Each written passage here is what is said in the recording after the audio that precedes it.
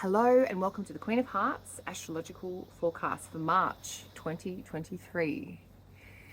This is going to be the most significant month of the year, and we have it already. I can't believe we're already in March. Now, the month starts off with a really beautiful aspect.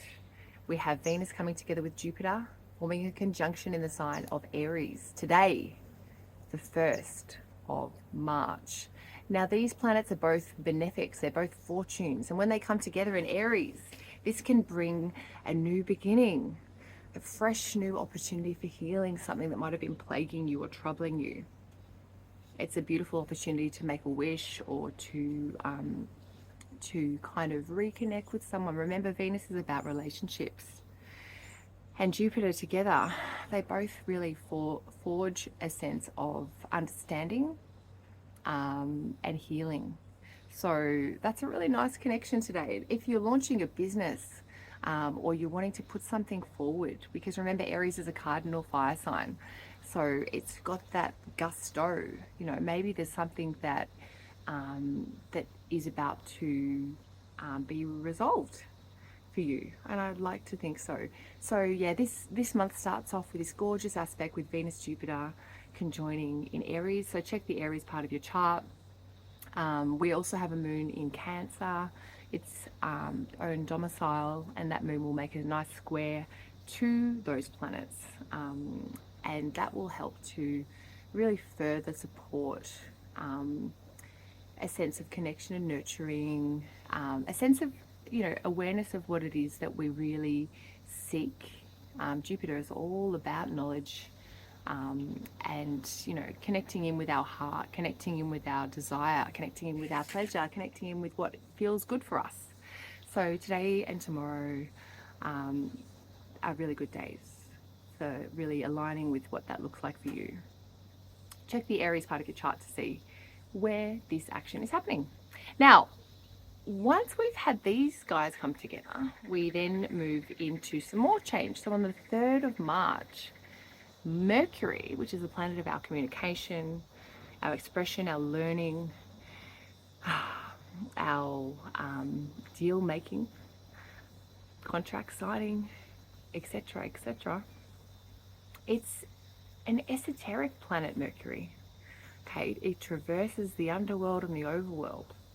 Now, when Mercury travels into Pisces, which is where it's going to go on the 3rd of this month, it enters into very romantic, idealistic, dreamy territory. So this is going to be great if you're a writer or a musician or a creative. You'll probably be able to really drop into that collective sphere and just create from there.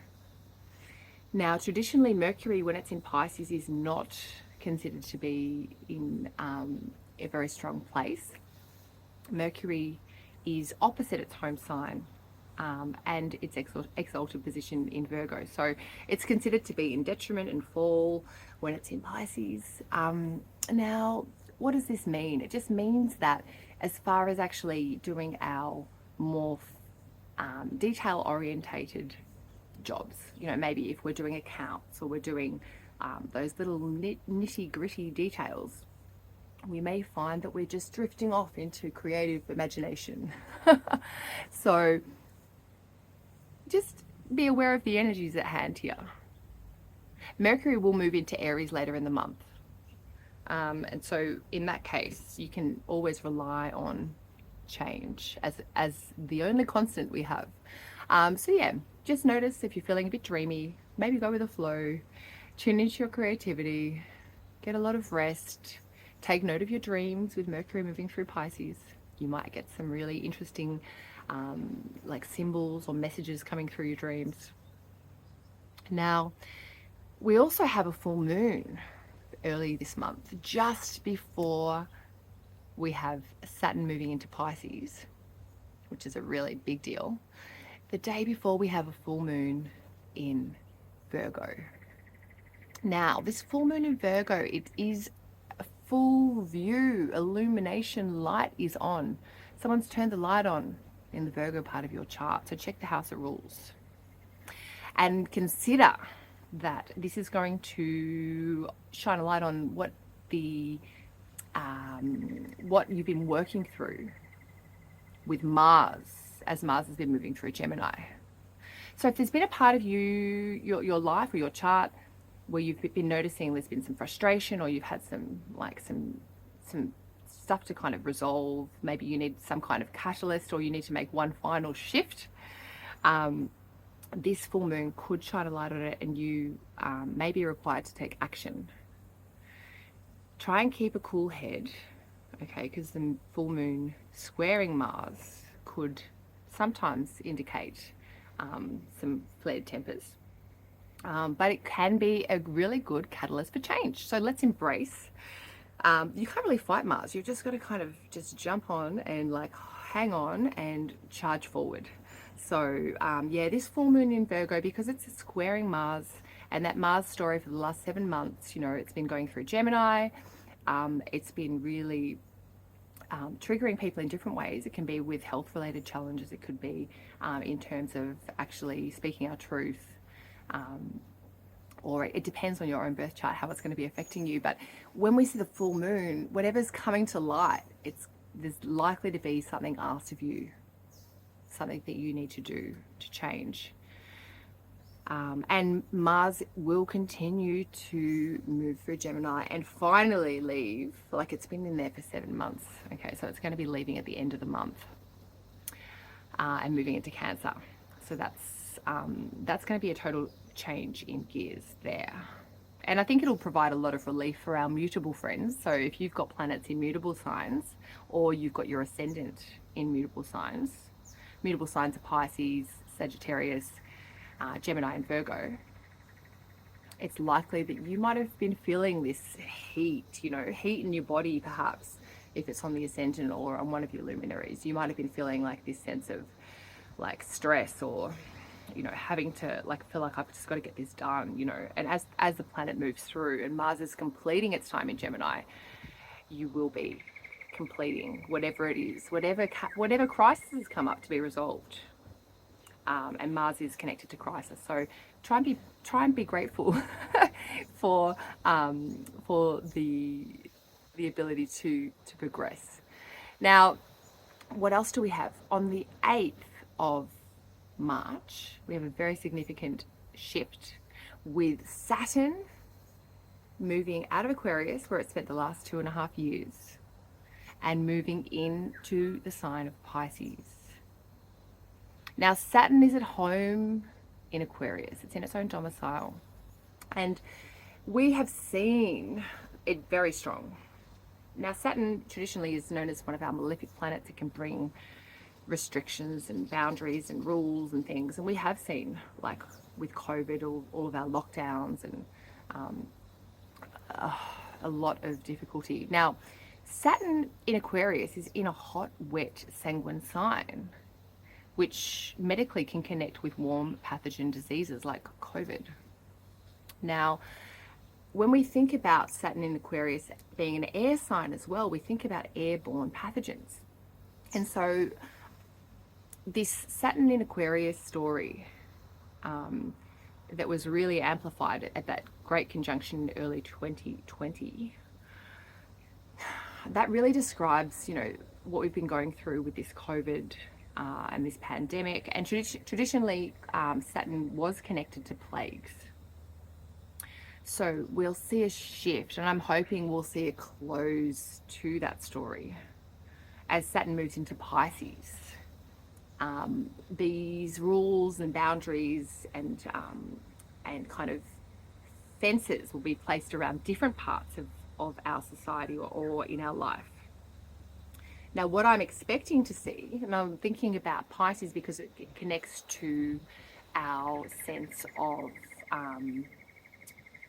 connection with all that is, with our spirit, okay, with healing.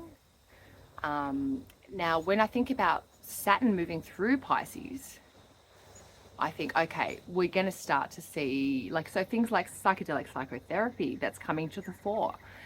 But yes, there may very well be more restrictions or boundaries or rules in place to kind of make sure that that works efficiently. Make sure that that's safe.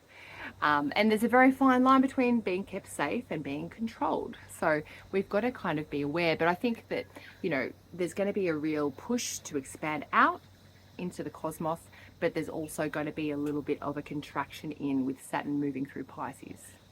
And I guess that's kind of the natural way that growth happens. So yeah, it's important. It's important to have some boundaries, because Pisces is boundless.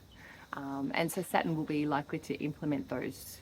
Now, it was interesting. I was looking at the birth chart of Kurt Cobain, and I was wondering, like, what happened last time Saturn went through Pisces. And as an old Nirvana fan, I remember that in 1994, when Saturn went through Pisces, that was actually when Kurt Cobain passed.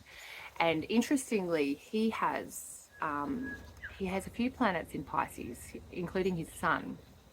And it was about 3 months prior to his death that that Saturn moved onto his sun, and then started to move through his 6th house, which can be connected to kind of illness and injuries, and just not being quite right. So, yeah, I know that's a bit of a bleak story, but Saturn, Saturn is a malefic. It can sometimes bring like that dark dog of depression. So, if you have got mutable signs, just remember that the remedy for Saturn, as Saturn starts to move into your stuff, so if you've got planets or your ascendant in Gemini, Sagittarius,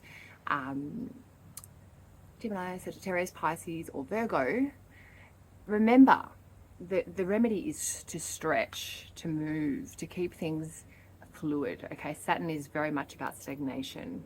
It's cold and dry. So if you notice yourself like isolating too much, really make that effort to push yourself out into the world. Okay, because I think for Kurt, when Saturn came onto his sun and then started to move through his 6th house and make other aspects to his birth chart, it was just that real compressive feeling. Now, around his death, I also noticed that the moon was applying to square Mars on the day he died. And Mars is the ruler of the 8th house of death. So that is kind of textbook, unfortunately. Rest in peace. Yeah, so I just think it's interesting. I think we also have to consider things like our water supply with Saturn moving through Pisces. Okay, so make sure you're drinking proper water. If you're still drinking tap water and all of the chlorine and fluoride and crap that goes into that, then maybe it's time for an upgrade. Get yourself a water filter.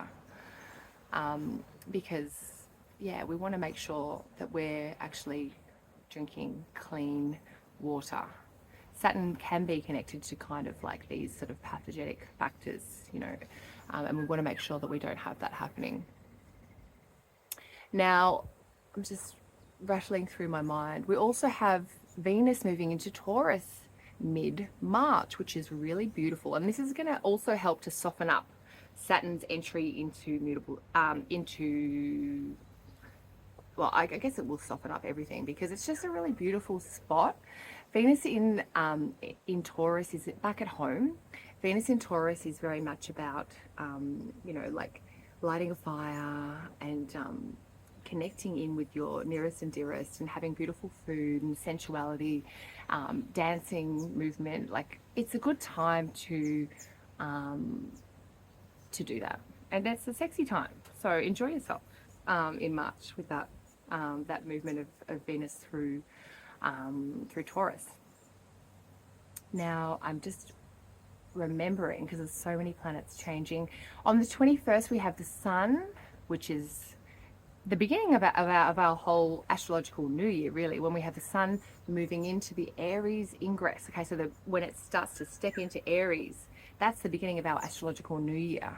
The Sun's exalted, it's so powerful, and that is happening on the 21st of March as well. So we've got quite a lot going on. We've got a lot of fresh new energy coming in. We've got a lot of old energy and old stories leaving. Now, what else? We also have, I'm just trying to remember, yeah, a couple of big ticket items. So we have Pluto entering into Aquarius. Now this is a really big shift in terms of our society. It may also be quite significant for individuals depending on your birth chart. If you have planets in early degrees of fixed signs or your ascendant, like I do in Aquarius, 1 degree, Pluto's going to enter Aquarius. Okay, so it's Pluto is all about the dark underbelly. It's about power and control. Yes, it's about transformation, but transformation that comes after something else is destroyed. Now, we have been seeing this. We've been seeing this in our society. We've been seeing this in some of the structures. You know, we've been seeing this in like businesses and fraud and things coming out. Like all these horrible like child sex church things coming out. Like this is unfortunately been connected to this Pluto going through Capricorn.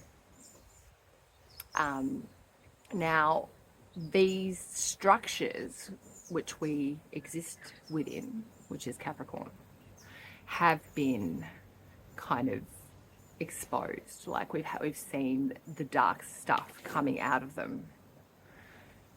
But with Pluto making a move into an air sign like Aquarius, it's going to change the tone. It's going to change like the types of places that we lose our power and control, or where we give it away. And it's going to make those places more inclined to be air-like. So if you think about things like social media and the internet and AI and cyber security fraud and all these things, I'm starting to think about with Pluto in Aquarius. So it's like, be mindful of how much time you're staring at your technology device. The total growth of AI, it's interesting. Pluto in Aquarius really has that sort of, like taking away our power, but not by human means. So just be mindful of what you sign up for. And watch your money, watch your online security. If you're investing in anything like Bitcoin or any of those kind of cryptos, again, I think that this Pluto through Aquarius is going to bring a lot more crime and fraud in the airwaves, in the internet, you know, through that tech sphere, a lot more than we've seen with Pluto going through Capricorn. So it's a really interesting space. And I think as well, it's about that really banding together. You know, Aquarius is connected to that sense of a real vision for the future and a sense of community coming together. It's a humane sign. You know, the waters of reason, like pouring them down, like what is reasonable? How can I connect with like-minded people to forge a better future? You know, ask yourself these questions. You know, what about like building a community or moving toward being more self-sufficient? Okay, it's okay to be weird when it's Aquarius we're talking about, because weird is good. But it's just gonna be really interesting to watch the world stage for this next rather long period as Pluto starts to make its way. Now we'll have an ingress, it'll move in, and then it will actually retrograde back into Capricorn for a bit. So we'll get like a foreshadowing for about 3 months from the end of March. So 3 months from there, and then it will retrograde back into Capricorn. And then it will come back in again. So pay attention. The last thing I want to say is that Mars is finally getting ready to move out of Gemini and into Cancer. And that's going to change the vibe. So get everything that you need to say said, because the action energy, the energy for us to really kind of fight and to move forward is going to shift. It's going to go into Mars's natural sign of fall, which means it's not so easy for Mars to really be a warrior when it's feeling so emotionally overloaded. Okay, we might feel like we want to protect our energy a bit more when Mars goes into Cancer on I think it's the 25th of the month. So see how this works for you. Pay attention. You may need to retreat and sort of come home to your own energy to try and figure out what's yours and what's other people's. Because Mars in water signs, it's very receptive. It's like, to be able to motivate yourself will come through having a deep connection to what is emotionally working for you and what is not, when Mars is in a water sign. So you've got to tune in to how you're feeling and make sure you get your feelings on board so that you can actually move forward, rather than sort of fall into some of the more negative traits of Mars in Cancer, which can be like more passive aggressive tendencies, or like being a bit defensive, like not fighting clean. So try and figure out, and aerate any of the words that need to be aerated while Mars is still going through Gemini. That is a really short wrap actually of what we've got this month. We've got 8 planets, like I said, moving out of their signs into fresh new signs. We do have planets moving out of their signs of strength into their signs of traditionally less strength, but I think this just gives us more opportunity to do things differently. Okay, so be prepared to step outside the box. Make sure you observe your environment. Make sure you ask questions, and don't just take everything as it's told to you, especially with Pluto moving through Aquarius. I would suggest you should throw out your television, and upgrade your passwords as well for all of your internet stuff. I'm going to leave it at that. There's so much to say, and I would like to break each one of these down, and if I get a chance I will, but if I don't, that's enough for me. I hope you have a beautiful March. If you need guidance or you want to see how this is really affecting you personally, it's a big time, then just reach out for a session with me and I will take you for a deep dive into the astrology. Okay, enjoy it today if you're watching this with this beautiful Venus-Jupiter conjunction. Make the most of it, make a wish, do some healing, enjoy the good feeling, and I'll see you again soon.